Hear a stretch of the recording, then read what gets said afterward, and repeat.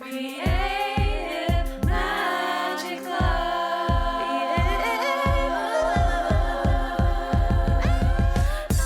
What's up? This is Sarah Mack and welcome to Creative Magic Club. Together we'll discover inspirational stories of creative entrepreneurs living out their dreams, doing the work they are most passionate about, and building wealth in magical and fun ways.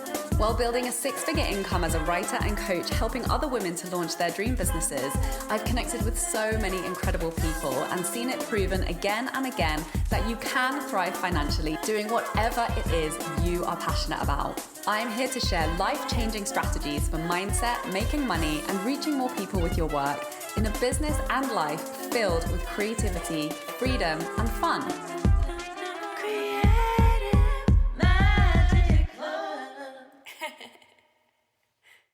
Hi everyone, welcome to this week's episode. I'm super excited to introduce my wonderful guest, Alex Grzybec, who is a confidence and success coach and the host of the Confidence Rockstar podcast. Alex ran her first ever marathon and Tough Mudder just before her baby boy turned 7 months old, alongside breastfeeding and all the sleepless nights, and then went through a whole host of challenges in her career, having her confidence knocked, having a traumatic miscarriage, and a health diagnosis that left her on crutches for months, and went from hitting rock bottom with her confidence level to moving to Spain, which was a dream come true for her, rebranding her business, doubling her income in her third month of the business, and creating a lifestyle where she can work from anywhere in the world. She now helps women to believe in themselves so they're ready to take action on their dreams, and she helps them to shine in their business, career, and life. Hi, Alex. Thank you so much for joining us. Hi, Sarah. Thank you so much for having me. Thank you. So I have known Alex for a few years, and I got to meet her when I was in London one time, which was awesome. It feels like such a lifetime ago since I saw you. So I'm really excited to chat to you today about all the cool things that you've been up to. So why don't you kick off this conversation with telling us, how did you end up doing the work that you do today? That's a very good question. Thank you, Sarah. Yes, because actually when we met in London, I had my first online business, which was completely not related to what I'm doing today. So my first online business was Active Happy Mama, which I was inspired to start after, as you said, completing my first ever marathon and Tough Mudder when my baby boy turned 7 months. So going through training when he finished like 3 months and enduring sleepless nights, not like breastfeeding. I still don't know how I've done it. I remember when I was completing London Marathon, I was crying in front of the Buckingham Palace generally. And that actually inspired me and inspired so many people around me. So I decided to start Active Happy Mama business in order to inspire other mothers for like a healthy and active lifestyle alongside motherhood, plus also helping them, get back to in shape after pregnancy. And that was kind of I was building it on the side of my kind of career, because I still had a job. It was my side hustle as we speak. And at that time, I remember we met as well. And I remember we were working even together on the copywriting. Yes. So I loved that. And so that was this. But then, as you said, like my life turned upside down, like within short few months. So I went through unfair dismissal, another job that was completely not my cup of tea and knocked me really down. And I lost that job as well. So I lost a couple of jobs within like a period of like 6 months, which never happened to me before. I was always the employee of the year. People loved me, and it was quite crazy at that time to be, especially because like from one job I was fired in a way like, you are leaving now, we will get a taxi to take you home. So even though I know that I didn't do anything wrong, I felt, okay, what is happening here? And then the second job knocked down my confidence like big time. And on Monday morning, they fired me. On Monday afternoon, I went through the traumatic miscarriage of the second child that we've been trying for over a year. And I fell apart. So basically at that time, we decided with my husband to go back to Poland. Like we packed our 8 years of life in London, and he said, okay, you are not doing the business. You are not looking for a job. We need to put yourself together. Let's go back to Poland. So we went to Poland for like 6 months. And I started rebuilding my business, which was Active Happy Mama, but I didn't feel like happy mama at all. So I was like, okay, let me just help generally people with like weight loss issues and this stuff. And I started doing that. And then I got the health diagnosis that I had like the avascular necrosis of femoral head, which kind of simply meant that I was supposed to have endoprothesis and I was supposed to walk with crutches like straight away. And I was like, okay, so I'm not only not happy mama, I'm not also active mama anymore. Yes. So at that time, when I started to pick myself up after all these traumatic experiences and I was like rebuilding my business, I just felt that it was taken away. Like, my health was taken away from me and my business was taken away from me as well. And I really, really fell apart. And it didn't finish there, but let me just not say everything, but just cutting the long story short, when I was getting out of the hospital back in July 2019, I had no job, no business. My confidence was non-existent whatsoever. I had no income. And I was like, I give up. I surrender. I don't know, God, angels, universe, whoever up there, what you want from me, why you are giving me all these things. I just give up. But at that time, we had a dream like to move to Spain. And I actually knew that in order to move to Spain, I need to bring some kind of the income in order to pay the bills. So I actually started with like English conversations for Polish people. And I started like attracting clients to have English conversation, which was crazy at the moment because I've never finished English philology. I'm not the person who will prepare you for like Cambridge exams. I have no idea how to do it, but I've never advertised myself as I can. It was just conversations. And I started attracting a lot of clients. And then I started attracting people who were preparing for job interviews in English. And, clients started coming in pretty much from everywhere. And I was like, oh my God, I've never planned it. I never really wanted to. I never thought about doing it. And it just kind of happened. So in the second month, actually that was July, I started. Then in September, I hit my income that I wanted. In October, I doubled that, which was like for me, oh my God, I don't know what's going on. Because before I was working so hard to take my business off the ground and it didn't really work as I wanted it. And here I didn't even plan it and it happened. And then last year during the pandemic, I really went all in. I was doing tons of webinars. I was working with individual clients. I created my digital products, my online course, all in this kind of job interviews things for like the Polish audience. And this is actually, what happened. And last year was the first full year in my business, and it exceeded my expectations like big time.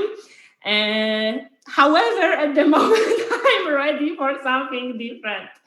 I will tell you that in a second. Yeah. Amazing. I love this story on so many levels. First of all, I remember when you first told me your story about how you run your marathon and you saw your neighbor running outside of your window and you were kind of like, feeling a bit stuck and you were inspired by her and then you started running with her and then you ended up doing a marathon. And I remember you telling me that in completing that marathon, it was a real moment of recognition, how powerful you were when you really set your mind to something. That really stuck with me and like inspired me to semi-attempt to try running, but running is just not something I'm very good at. But I love the rest of your story because it just goes to show, first of all, when you're like, I'm going to do confidence coaching, the universe is going to put you to school and give you some challenges and be like, oh, you want to do confidence coaching? Let's see how she builds her confidence back up from this. And you know that everything that you've been through just it adds to your value as a coach because you really have been there. You really have been through it all and you've built yourself back up again from, those like rock bottom moments that happened for you. Plus, it's like, even when, for everyone out there who is maybe listening, who has a business and is like in doubt or feels like everything is lost or it's not working, to just trust that things can turn around so quickly and can just really start to work for you. And that there's always something that you have to give. There's always some type of value that you have to give that can, create the opportunity for you to help people, that can open you up to receive whatever it is, you desire for that next step. And it always leads on one step from the next. So I love this story so much. Thank you for sharing. And what is the kind of the key message that comes up for you over and over and over again that you've been learning through all of these phases of transformation that is like something you really wish more people knew? Like, what is your main message that you love to share with your clients? When I kind of started with this confidence coaching, I actually decided to go for this confidence coaching based on my experiences, because before I really felt that I was like a confident woman. I was going out there. I was quite an outgoing person, and everybody perceived me like that. However, after all of those challenges, they really knocked me down, and I really was hiding for a while. Well, first of all, I needed to give myself the time to, heal, to cry, to scream, to eat ice cream. Yes, I mean, that was the time to do that. But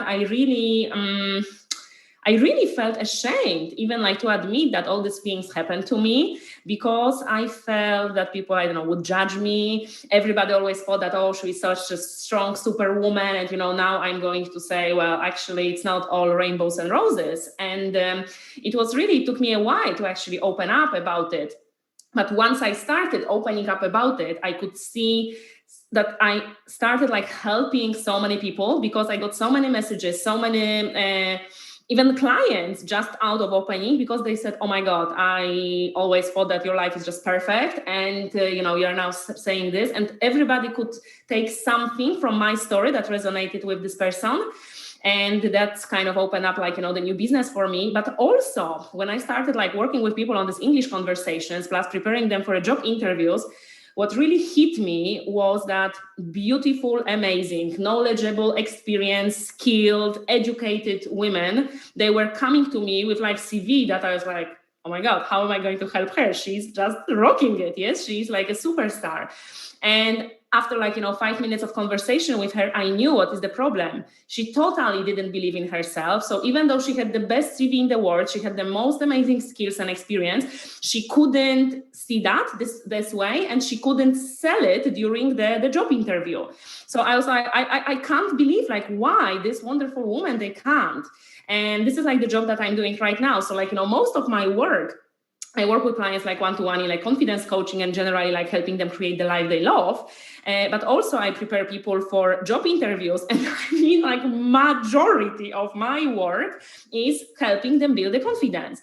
Most of my testimonials, if you go to my website, from clients who are prepared for a job interview, is thank you for helping me preparing the answers. Thank you for telling me, picking up on my mistakes. But most of all, thank you for helping me believe in myself that I can do it. And just to answer your question, what I would like more people to know, I mean, especially women, because I can see the big difference between women and men, that you are freaking brilliant. You are freaking amazing. You are freaking you have the diamond inside of you that for whatever reason you forgot about, or maybe you never knew it is in there. So I would love you to kind of know that you are amazing and you have a gift to share with this world. But until you see that yourself, it will be difficult to go out there and shine. And actually, once you believe in yourself, there is nothing, and I mean nothing, that can stop you in your business, your career, your life, anything. I love it. Such a great message. And I love this conversation. Yes, confidence literally is everything. And also you have to be able to articulate that before other people can really understand the value that you're bringing to the table. But also, I talk about this a lot. It's very disempowering for us to show up and pretend that we're perfect. This whole idea of perfection, it is the patriarchy. It is just this imperial, outdated way of being that we think we have to impress. And if we're not coming across as perfect, if we're not, really hiding the things about us that may be perceived as failures, or where we didn't succeed, or where we, things fell apart, that's a very old way of thinking. And particularly for women, it's very disempowering for us to pretend that everything is perfect, because people, particularly out there on social media, it's very easy to put people on a pedestal and look at their life and be like, oh my God, they have so much more money than me. They have more freedom. They have this, they have that. Their business is better. Their clients are better. They are more talented than me. They're better at XYZ than me. And the self-depreciation spiral continues, right? But actually, like you say, and I've noticed this for myself too, in the spaces and the moments where I've been completely honest and been like, I'm having a total meltdown about this, or I'm feeling really lost about this, or I'm really struggling with this, those are the spaces where I can make those real, genuine human connections with people. And then people see that, oh, like she's a complete mess too. So if she can do it, I can do it. And then they believe that it's possible for them. And we're not in this illusion that we have to be perfect, or we have to not be human, or we have to completely, cut off and try to protect ourselves from the parts of life that just inevitably happen, right? Nobody lives a perfect life. Nobody only experiences happy, shiny emotions 100% of the time. So it's so important to have that conversation. And also that's the number one reason why people buy from you. And, you've seen that and I've seen that, because if people think that you're different to them, then they don't believe that whatever it is you're selling is possible for them. That's the number one reason why people don't buy. And it's really like in doing that, in sharing the things that maybe we do feel shame around on some level, recognizing that that's shame from an old system of conditioning, and in doing that and stepping out and doing that, which it is scary to be like, I'm lost or like I'm struggling. We start to undo those really restrictive narratives of perfection that don't empower women, right? Like we don't have to be perfect. Like we are perfect in all of it, in all of the mess, and we don't have to hide the parts of ourselves that struggle. And I've really been thinking about this a lot. Like for us to change the things that we don't like in the world that we live in, we have to be willing to feel the pain of the things that suck, right? Because if we don't feel that pain, then we're continuing to block it out. We're continuing to ignore it and to run away from it and to hide from it. And nothing changes when you ignore it and you avoid it. So thank you so much for sharing that.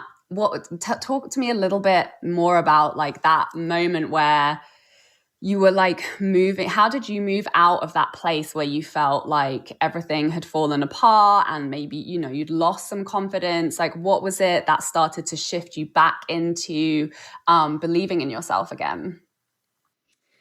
That's a very good question. I don't really know if it was just like one moment. Thanks to the fact that I've been on a personal development journey for years, and I was blessed enough to work with amazing coaches, amazing people like all over the world. I've read tons of books, attended millions of courses. So I kind of knew where to look for the answers. It was not like that, in the moment when you really go through traumatic experiences, I really believe, and I say it out loud all the time, that please don't pretend that everything is fine. Let yourself have this meltdown. Let yourself cry. Kick the walls if you need to. I mean, scream, or don't kill anybody. But I mean, let yourself be a mess. Yes, let yourself sit in a pajama and like eat ice creams and watch Netflix for 2 days if you need to. I mean, like, let yourself do that, because you need to get these emotions out. If you don't, you will sweep them under the carpet and pretend that everything is always great and I have figured it out. It will come out sooner or later. So I first kind of started going back to different kind of people that I had the privilege to work with. But then I remember when I was in a hospital, I got a book from my friend. She gave me the book. It was actually by Polish author. She used to be super famous model, but then she kind of changed her life completely. And right now she's talking about the Ayurveda, yoga, healthy eating, etc. She completely twisted her life around as well. And I mean, when I was reading her story, I kind of saw myself in her story, even though I've never been a supermodel, yes, but I really saw it. And I started honestly with mantras, affirmations that she was saying over there. And I remember I came out of this hospital. I was still walking with crutches, and I was just sitting at my parents' garden, eating blueberries. I was like, I don't have to do anything. I mean, let me just be me. And in this, I think, allowing myself to just surrender. I mean, I don't know. I've been pushing so hard, but I got one hit after the other. Let me just surrender and let's see what you've got up there for me, because I just don't know. And this kind of idea about English conversation came to me, and I was like, okay, whatever. I was scared as hell because, even though I can speak English, I was like, well, I've never been a teacher. I don't know what's the methodology. I mean, what if somebody asks me for any kind of, certificates of English philology or something? I was like, oh my God, and what I will be talking with these people about? Yes, even this is it may seem crazy because this is just conversations in English, but come on, I've never done it in my life. Yes, so I I think that, going like that book was like this moment, but also allowing myself to not do anything, not push through something, that give myself a space and open up to the world and hearing like, the messages, inspiration that were coming to me. I think that was it. I love that. And I think that's the like the caveat of the driven woman. Sometimes we push too much and it takes like literally the universe being like, okay, now you can't walk. Now you have to sit down and not do anything to teach you to stop pushing. Yeah, I see this all the time. I went through the same thing with a burnout, and where I was, literally forced to like sit down and stare at the wall for hours on end because I literally couldn't do anything else. That was really a pivotal moment for me where I started to really listen to myself and get that clarity on what it was that was, that was trying to pull me in a different direction. And yeah, the other piece is this whole conversation around certifications. Again, that's the system that we're brought up in, right? It's like, well, you do your exams and then you get your grades and then you're good enough. And it's this whole system of external validation that really puts us in, it's very disempowering in the way that we, think we're trained to like get permission from somebody else before we go and do something, or before, if nobody else has validated our expertise, then, then we must not have any value. We must not be good enough yet. And it holds so many women back. And, I really saw that for myself. I had a moment similar to that where I wanted to have my online business, and I was like, I don't have any skills. I'm going to have to, study and learn all these new things. And it'll take me ages to get to that dream. And then, the breadcrumbs started to show up. I ended up working with a friend on her business, and then discovered I was good at copywriting, met some writers, and was like, I never saw myself as a writer. I never saw myself as that was a valuable skill that I had, even though I'd been writing my entire life. It's crazy how you take things for granted and you don't see them. And then suddenly that one day when you have the shift in perspective, a business is born, and it's like your dream business. And I was helping clients, and I was figuring out as I went along, but I was able to help people create epic results. And that's all that matters, right? And I'm really glad I didn't wait and try and put myself through like a certification, or like sign up for a school, or wait for somebody else to like wave their magic wand and be like, now you're good enough. I saw the opportunity and it came up, and things unfolded. And I'm a real believer in learning and getting better at your craft by helping people and getting paid in the process. And that it's really that mindset shift. And being willing to be scared and do something that you have doubt around. And it's normal to feel that when you've never done something before. But if we only ever did things that we felt certain around, well, life would be pretty darn boring. So I love that so much. And this is actually like very funny when you are saying that you kind of wanted to go through certification, etc. Yes, like, I remember when I was at the university, I was going through like business English certificate, and my teacher said that, it was a business certificate like level 1 and level 2. And she said, you are ready for level 2. And I went for level 2 and I failed. That was the first time ever in my life when I didn't pass any exam. That was my trauma, like, because I always passed everything. And I was going with my friends and everybody passed and I didn't. I was like, holy moly, like how this could happen. And so I failed. I don't have this certificate, but now I'm teaching like people like English. And then I was like kicked out from like 2 jobs within the period of like 6 months, and I help people get the dream jobs and they land the dream jobs. Yes, I mean, this is like how ridiculous it may seem from the outside. Yeah and I talk about this with my partner all the time because he's training as a doctor, and part of that career path is taking these insane like 8-hour exams where they have to remember like every single detail about the human anatomy and biology and all of this stuff. And it's like taking an exam and passing an exam is a completely different skill set to just doing the work. And it's like, it takes a lot of your time and energy to be, like cramming, memorizing, being able to answer questions quickly, being able to focus for extended periods of time. Like that's a very unique skill set that really does take time to be able to build. And it's like, well, if you just put that time into being good at the thing that you actually want to be doing, like, isn't that better for everybody? So yeah, exactly. So talk to me a little bit about like I'm always interested in hearing from entrepreneurs who are also mothers, and what are some of your tips for navigating that and going through this this entrepreneurial journey and staying committed to your vision and showing up and creating the business that gives you the life that you want while navigating being a mother. Like, what have been some of the challenges around that? What have been some of the lessons that you've learned that have allowed you to do that?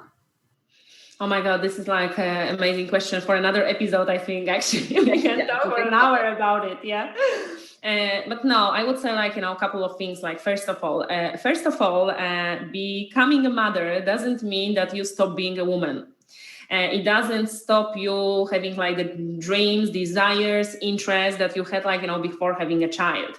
And I see that over and over again. I remember when I started my Active Happy Mama business, I was working with women on that they sacrificed like everything. I mean, they were not allowed to even read a book because the baby required attention. And I get that, because baby requires attention, some more than others.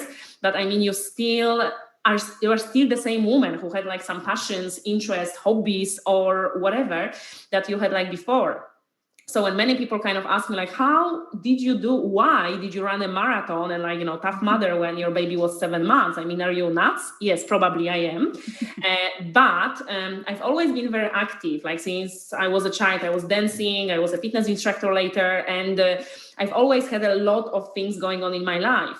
And when my child was born, with all the love I had for him, I was like, breastfeeding, nappy changing, going for a walk, breastfeeding, nappy changing, ironing, breastfeeding, nappy changing. I was like, what the hell? I mean, is this supposed to be my life? I mean, like, well, come on, I love you, my little one, but come on. I was going crazy. Yes, and at that time I was like living in London. My husband was working crazy hours in like hospitality. He didn't have his own business. My parents, they came for like 2 weeks, but after 2 weeks they were gone. And I was like, what is going on? I was going crazy. I'm telling you, I was going crazy. So paradoxically, when I started training and I was going to the gym to push tires and, playing with the ropes or whatever to prepare for the staff mother, and I was running, even though I was exhausted because my child didn't want to sleep during the night, I was really, really exhausted. Even though I was exhausted, after every single training, I was coming back as a better mother, better wife, better person, and it was my time. Yes. So I always say that to women, like, please don't forget that you are still the same woman as you were before you were a child. So if you had like your passion, your talent, there are so many ways that you can still do them. Maybe not like all day long, but find this time, like schedule this. Yes. So this is number one thing. And number two, I would say ask for support. Yes, ask for support. Because, for example, when I was training for my marathon, we were living with my husband and my brother-in-law at that time. They were working different shifts. So honestly, every Sunday we had a schedule. I mean, who is looking after the child when I was running? Because later when he was 6 months, I was running with the buggy, but before I couldn't because it was not allowed in the buggy, I don't know, whatever.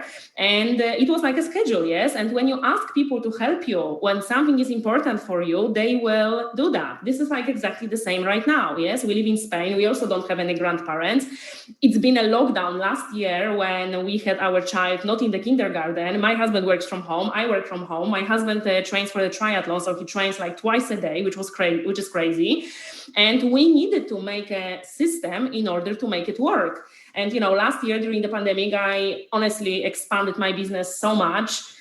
And I don't know, it worked. But this is like to talk out loud what is important for you. Speak with people that you share your life with, whether it's your husband, your partner, your, family members that can help you out. And they will help you as with your children. But if you don't ask, they don't know you need help. Yes. Amazing. So yeah. Ask for help. Yeah, such important wisdom. Thank you so much for sharing all of your inspirational stories with us today. And where can people find out more about your work?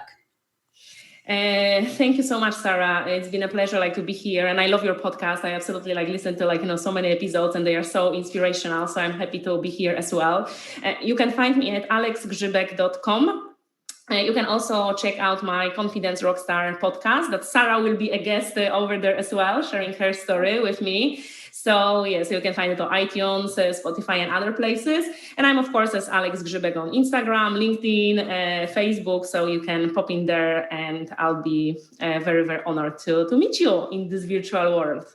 Yay, thank you. Definitely go and check out Alex's work. And thank you so much for coming. Thank you so much, everybody, for watching and listening. Please like, subscribe, and review this podcast to support it. And yeah, see you next week. Bye. Thank you. For more inspirational content, head over to my website withsarahmac.com and please support the show by liking, commenting, and subscribing.